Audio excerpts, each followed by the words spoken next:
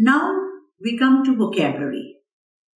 What is vocabulary? Word choice. Word choice is very important from the very beginning of the test. Don't think that you have to use good vocabulary only later on in the test. You have to use it right from the beginning. What kind of vocabulary is needed? Let's have a look. Now, you do not need to use big words here, but you need to describe something, right? So when you need to describe something, descriptive words are needed. Let us look at some words which we can choose that are appropriate to describing something. For example, you have to describe your town or your city, what kind of place it is. Okay, how will you describe it? So here, the person who is listening to you will want to hear something very specific about that city, something interesting about the city. Not just my city is nice, my town is good, and it's very beautiful. No, try to use some better words. Choose some better words.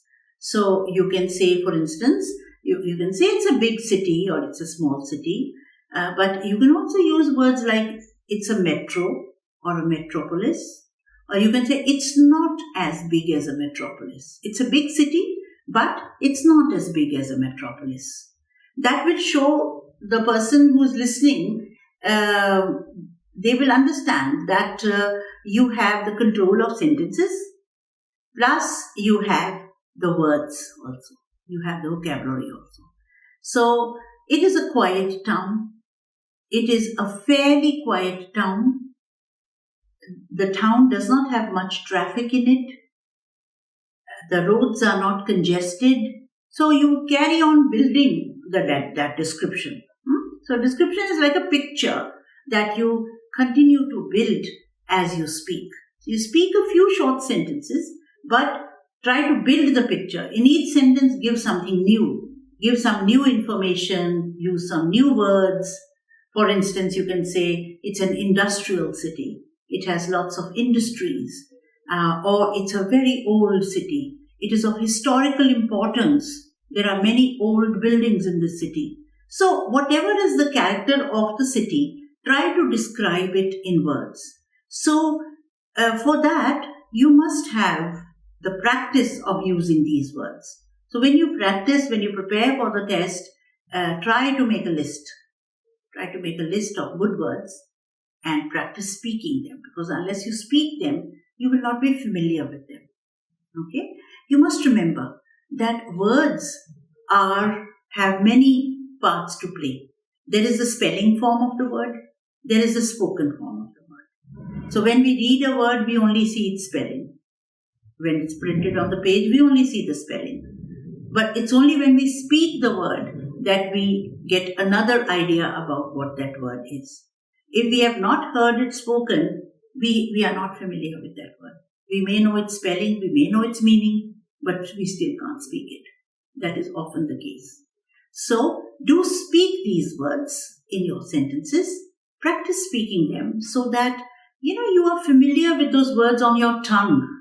Speech means the use of the tongue, the use of your speech organs. And with your speech organs, you are going to bring out those sounds. When you bring out those sounds and you hear them with your ears, that's when you realize that this word means something. All right?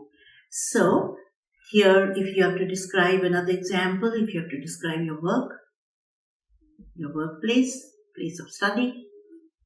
So, again, you can make a list of number of words you can use. You can say that your place of study, that means maybe your college or your university, school, it is very interesting. It is a big university, it's an excellent college, and so on. So try to make a list of words that would describe your place of work or place of study very clearly. So build a picture again, so that person who's listening can visualize, can see that place, can think about what that place is.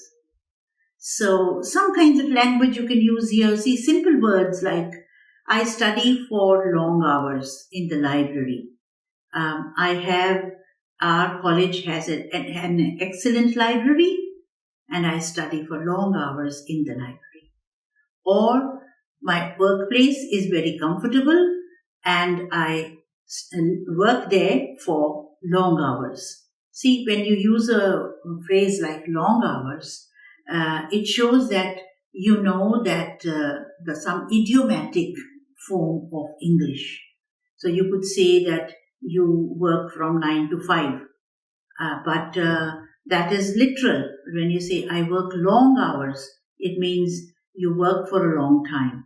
But it's an idiomatic way of saying something. We don't say short hours, we say long hours. That means a long time. But that is the kind of English that shows that you can use phrases, idiomatic phrases. Right. So I hope you've understood what the use of vocabulary means. Choosing words, and to help you choose words, always try to make some lists of common words as well as some more unusual words. Now is the time for practice. Use these words that have been given and or any other words of your choice. So add to this list which has been given. For this, you can consult some dictionary, or you can consult a thesaurus, which gives you many synonyms of some of these words. So try and make a list and then also try to speak those words. Don't let them remain there. Speak them and get familiar with them, and then use them in sentences. So use these sentences that we have given, describing your town or city, describing your studies, your work, all the things you do. Describe them using good words. So practice this, and there will be a pause here for you to speak some of these sentences using words like population, enjoyable. You can use words like fascinating, interesting, or you can even say dull, boring. My work is very dull. My office is boring. Okay, so you can use any words you like to describe whatever you want, but speak them now.